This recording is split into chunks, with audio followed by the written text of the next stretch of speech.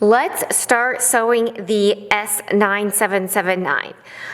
Full transparency, I'm doing a little bit of selfish sewing, so I am making myself a 9779 dress. So the sooner I finish this sew along, the sooner that I get to wear my dress.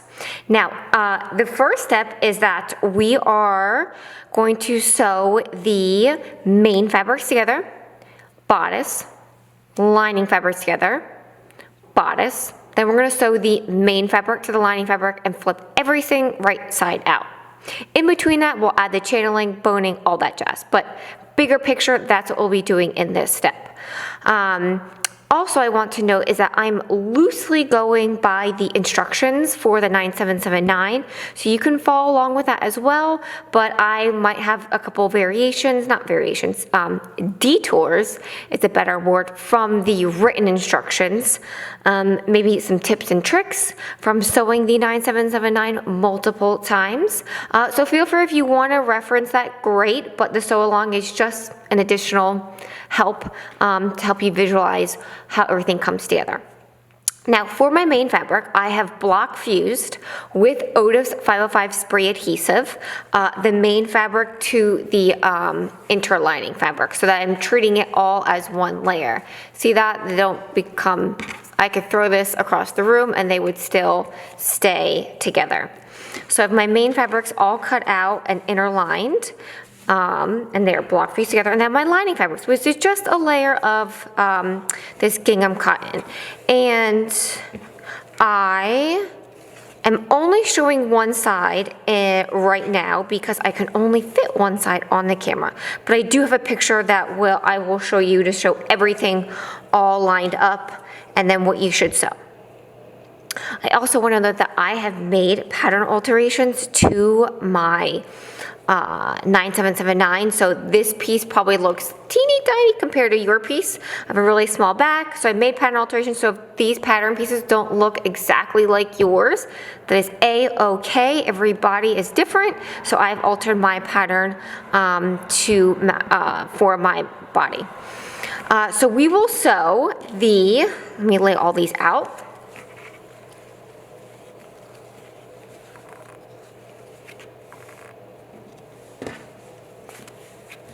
With right sides together,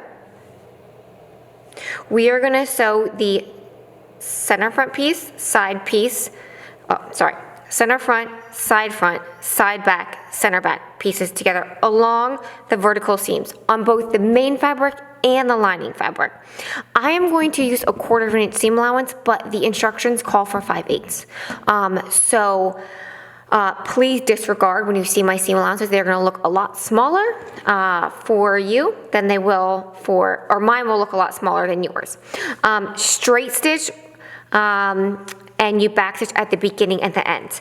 Now for the steps like inserting the hook and eye at the front, I will definitely show that, how I sew that, but I think this step is simple enough that I'm going to show you the before unassembled pieces and then the after what everything will look like. I won't show the actual sewing of the straight stitches. Here is a picture of the main fabrics, both the right and wrong side, as well as the lining fabrics, both right and wrong side, after sewing this step. So you can see that the vertical seams of the bodice have been sewn as well as the straps. Now, let's move on to adding the channeling. Now, at this step, you could go about it many ways. One is that I have interlined the bodice with a 10-ounce duck canvas, which is pretty thick. But because this is a corset-inspired dress, usually a corset or a stay, which predates the corset, has what's called a strength layer. The strength layer is that canvas or twill or coutil. So if you feel that this is like enough structure for you, this is not supposed to be a true corset, it's corset-inspired dress. You don't have to put the channeling in and the boning. You can just leave it out. But if you do want a little bit more structure, you can add channeling as well as boning. Now, if you decide to do channeling and the boning, there are more options for that. This step offers a lot of options, and I want to give you the freedom and the liberty to choose what's right for your DIY project. So if you are going to use the channeling, you can either put it on the wrong side of the main fabric or the right side of the main fabric. If you have a channeling that matches your main fabric, you're like, yes, I'm going to put it, I want to show this channeling off. What you will do is you will lay this over. You will what's called straddle it over the seam. You can pin it, straddle it right over that seam. You can pin it in place if that makes it easier for you, or you can use your Otis 505 spray adhesive, spray the wrong side of this, lay it on top, and then it'll make it easier to sew. You can put it on just the vertical, like this seam you definitely is visible. The princess seam or the vertical bodice seam. Side seam, your arm will be down. If you're running low on channeling, you don't make it to this seam, don't have enough, that's okay. And then the back seam as well. So you can add it on the right side by straddling it. So straddling means that the width of the channeling will straddle, I would say, go down the middle of, so the middle of the channeling will go right on top of that seam. Now let's just say you have channeling that doesn't match, but you still want that structure, then you can apply it to the wrong side. Now if you apply to the wrong side, there are two options. Told you, this step has a lot of options. Now let's just say that you don't want your stitches to be visible, that you want it on the wrong side, you want a super clean look, so you want to add this channeling, but you don't want your stitches to be visible. Because if you straddle this over the seam, like you did if you put it on the right side, and you sewed either side of the channeling, you will see that straight stitch from the right side. So what you could do, and what I am going to do, is I am just going to sew it to the seam allowances. I'm going to sew it with a straight stitch all the way top to bottom, and then so that when I do that, and then when I sew it to the lining will keep it in place so that it is facing this direction. When I sew the lining and then attach it to the skirt, I will press those seam allowances one way, and that was what will keep it in place and then facing that way. So this step has a lot of options. It will all depend on what type of finish you are going for, but I am going to apply my channeling to the wrong side, to the seam allowances only, so that I don't see the seam allowances or the stitch line on the right side. Once the bodice lining fabrics and main fabrics are sewn together and the channeling is applied, the next step is that we are going to sew the lining to the main fabric. And before we do that though, we are going to undercut our lining just a hair.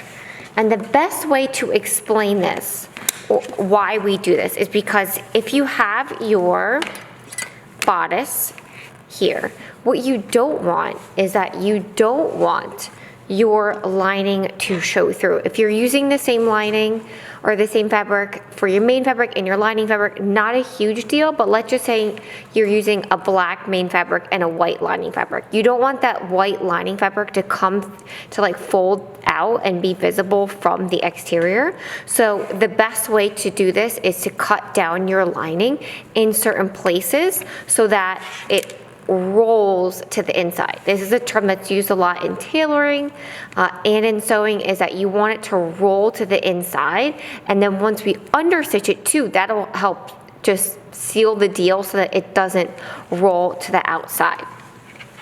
And the reason why I don't like to have a separate pattern piece for this, I actually like to do this just during construction, is because sometimes you just cut weird and you sew off and then nothing matches up. So I like sewing the whole thing and then cutting it down. Now before cutting it down, I would suggest actually holding this up, the lining and the main fabrics, and just seeing how it compares to each other, because it should be the same at this point.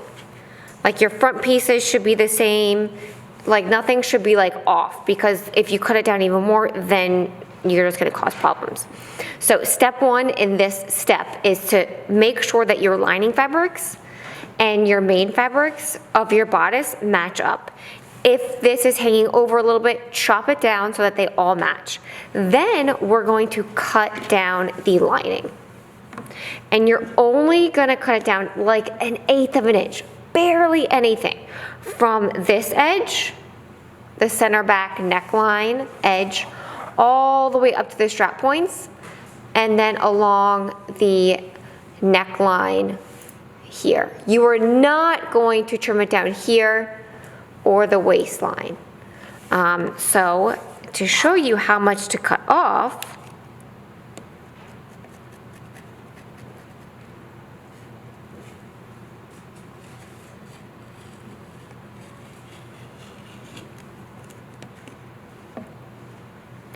it is just about 1/8 of an inch.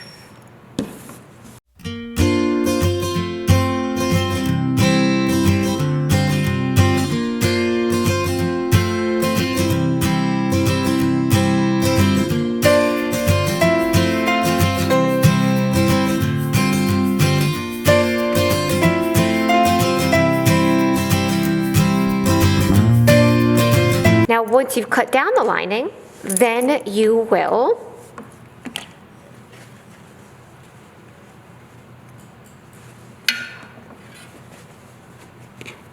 with right sides together, sew the lining to the main fabric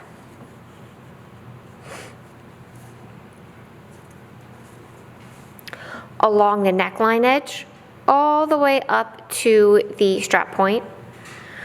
Switch over to the other strap point and then sew all the way up the strap, then along the other side of the strap, all the way down to the center back edge. I'm gonna do it. I will show you where the stitches go. It'll make a lot more sense. One thing I forgot to mention, don't you go sewing yet, is that when you attach the lining to the main fabric, ruffle trim. So this DIY kit eliminates the ruffle trim. If you're not a ruffly person, you don't have to sew it. But if you are gonna sew a ruffle trim, you would put it in between the main fabrics and the lining fabric. So I would lay this down here.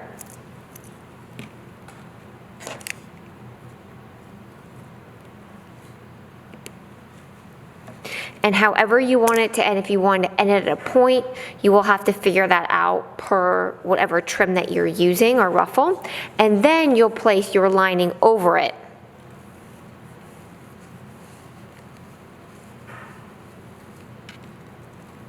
So that the ruffle is sandwiched in between.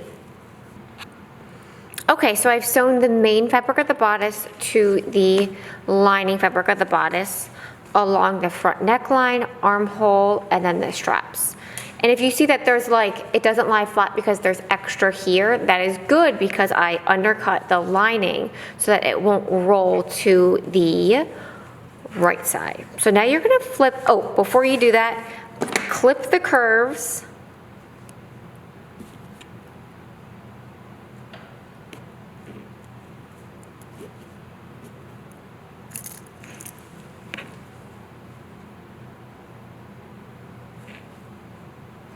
This will help it lie, the curves lie flat so they're not buckling.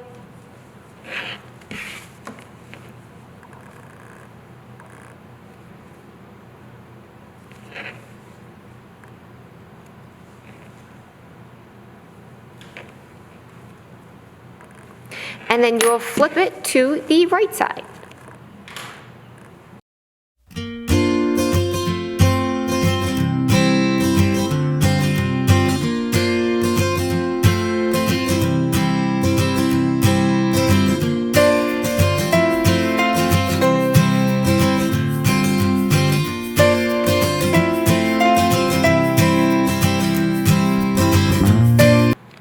So I have turned the bodice right side out.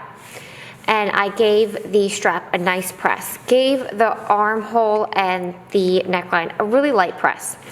The last step for this step is some origami work, is we want to clean finish the strap inside of the strap point. And in order to do that, first you have to press it. But we're gonna turn this, and this is why I didn't completely press it at this step. We're gonna turn this right side out, and we're gonna take this strap, and we are going to feed it through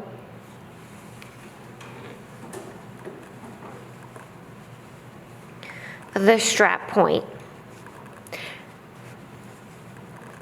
You want to make sure the strap is not twisted at this step either, because once you sew it, you're going to turn it right side out and your strap's going to be twisted.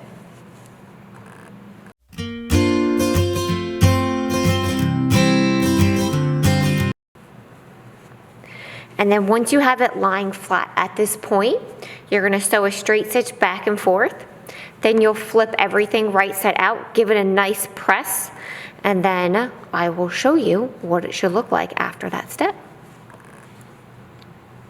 So this is what your bodice should look like at the end of this step. We have clean finished the straps, look really nice. And because you undercut the lining, you might not need to understitch it along the necklines. So I'm gonna leave that up to you. It would definitely be hard to get all up in here. We'd actually have to do the one understitch in one of the previous steps. But because we undercut the lining, I definitely don't think that you'll need to do it on the straps, but you might need to do it on the neckline. I will leave that up to you. So next step is to add the hook and eye or the closure on the front and add the boning.